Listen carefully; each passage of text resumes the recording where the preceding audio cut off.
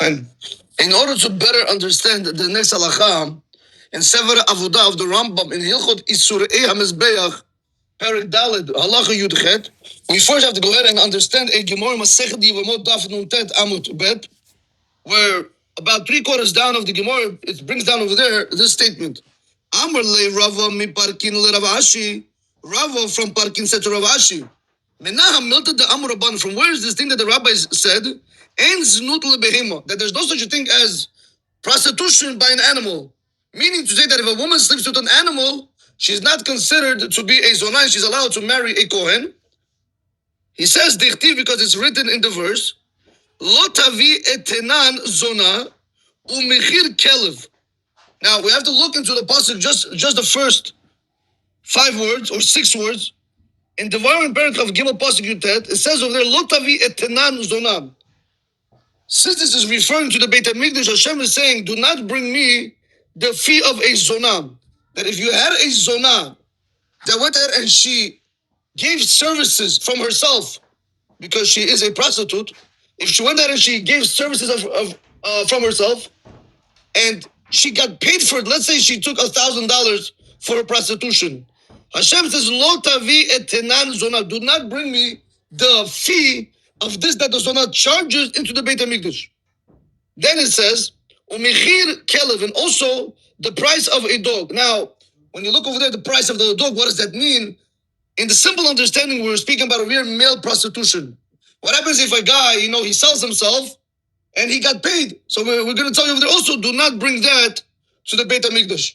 So when we go back into the verse, in Masechet Yevamot Daf Nun Tet Amud Bet, where it says, Dichtiv lo tavi etenan zonah, do not bring the fee of a prostitute, u'mechir kelev, and the price of a dog.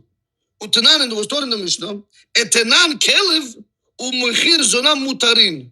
It was taught in the Mishnah, the fee of a dog and the price of a zonah mutarin. Now you have to be very careful how we're reading this, because when we look into the pasuk before, it clearly says that the etenan of the zonah lotavi, mechir kelev lotavi. So how can you tell me over here now that it's mutarin? So if you look carefully into the pasuk says lotavi etenan zonah. Do not bring me the fee of a zonah. But when it's taught in the Mishnah, it doesn't say etenan zonah, but rather it says etenan kelev. It doesn't say in the Mishnah u'mechir kelev. Rather it says u'mechir zonah. In the verse it states u'mechir kelev, the price of a dog. In the Mishnah it states mechir zonah, the price of a zonah. Mutarin, they are permissible, mishum shema, because the pasuk states gam shnehem, meaning also these two, shnaim, these two you should not bring, v'lo arba'ah, and not 4. Now when you look into Rashi explains it very beautiful. After we can understand the Rashi, we can be able to understand the Rambam.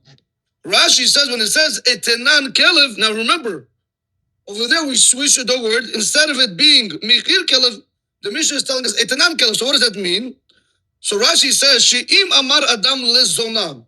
If a person said to a prostitute, helech taleze, take the sheep, and have relations with my dog.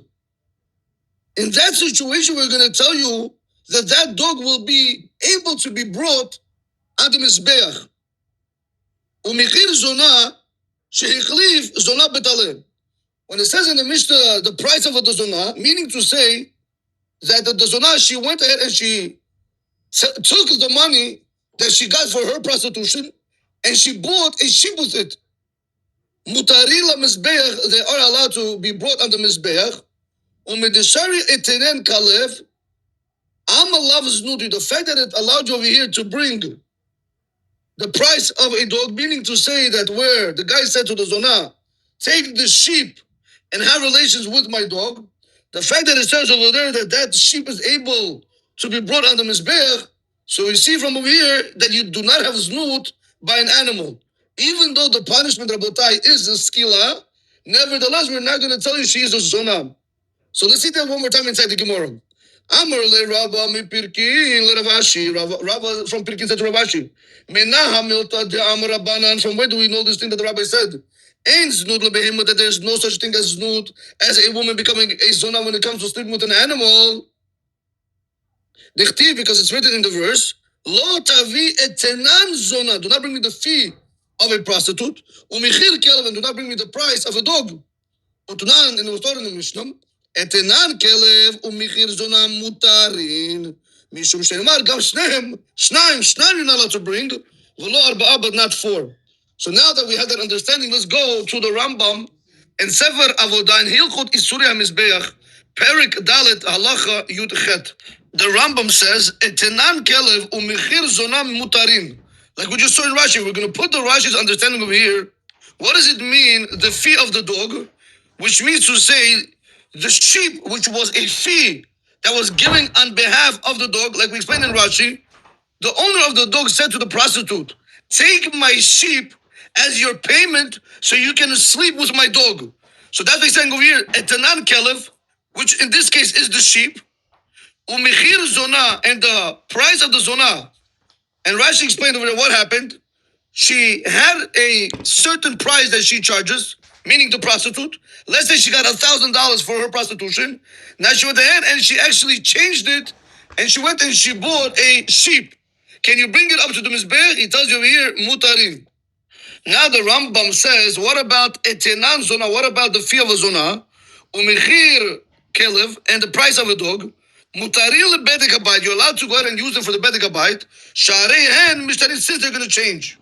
Aval gufan shel etenam, but however, the price, the money itself of the fee of the prostitute, lo yasiru ki'im lebayit. Do not make with them the metal sheets for the Beit HaMikdash. Shenamar, because the pasuk states, lechol neder, for every vow, lahavi et harikuim, to include the metal sheets. Now, if we go back to Sefer Kiddushin, Hilchot Isur Bia Perik Yuzayin, Halacha Tet Zayin, over there the Rambam states, Anas Na'ara Bitulam. If he went ahead and he violated a Na'ara who was a virgin, meaning a Na'ara in this situation is a girl who's 12 years old, but she's under the age of 12 and a half.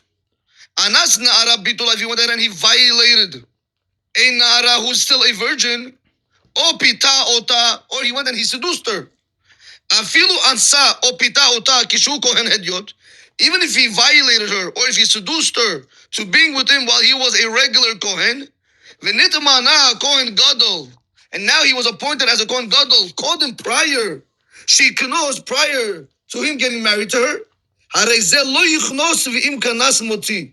He's not allowed to marry her, but if he did marry her, he has to divorce her. Now, if we look into Even HaEzer and Simon Zayin in Halacha Yud, Yud Aleph and Yud Bet, in Simon Zayin and Even HaEzer in Halacha Yud, the Halacha states, Eshet Kohen Shenivala. If you had a wife of a Kohen that she went ahead and she had relations, Afilu Ba'onis, even if she was violated, Asura law, she becomes forbidden to the husband, to the Kohen.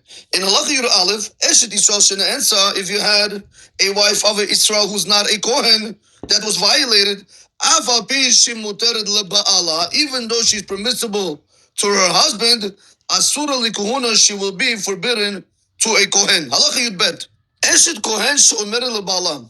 If you have a wife of a Kohen that she says to her husband, Ne'enasti o shegagati u'balai acher. She says, I was violated, or I made a mistake and somebody slept with me. O sheba ed echad, or one witness came, ve'eid lo alecha shezint, and he testified to the husband on her that she had relations with another guy. Ben be'ones ben be'rotzon, whether it was done in a violated way or whether it was done in a willing way, meaning they had relations, the Kohen's wife and the adulterer, whether he was violating her or whether they did it willingly, Eina asur alav, she does not become forbidden to her husband who is a Kohen. Why? Shema enechad natana be'acher. Maybe she placed her eyes on somebody else and she's making up the story, because remember, we didn't see anything. What happened over here was that the wife of a Kohen came and she tells her husband, somebody violated me, I slept with somebody by accident. Or even another witness came and he said, oh yeah, I did see that. We can't trust them. What happens if the wife is believed to the husband? He believes her very much. Or he trusts the witness very much. And he's really relying on their words. Maybe they really are saying the truth. He has a doubt. In that situation, the halacha is going to tell you, he has to divorce his wife in order to come out of that doubt. So because of the husband, since he's able to believe in the witness, or since he believes in his wife, she's very trustworthy, it might have happened. Since he has a doubt, the only way to remove the doubt is by divorcing him from his wife.